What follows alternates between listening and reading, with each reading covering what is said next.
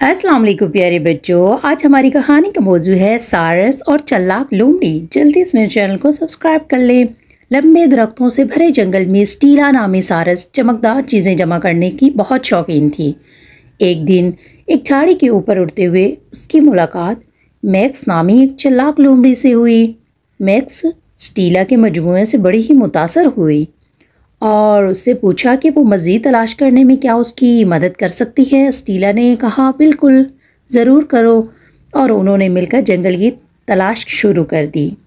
जंगल के अंदर देखना शुरू कर दी कि कौन सी अच्छी अच्छी चीज़ें हैं। मैक्स ने एक मुश्किल जगह से चमकती हुई अंगूठी को दरियाफ्त करने के लिए अपनी तेज़ सोच का इस्तेमाल किया।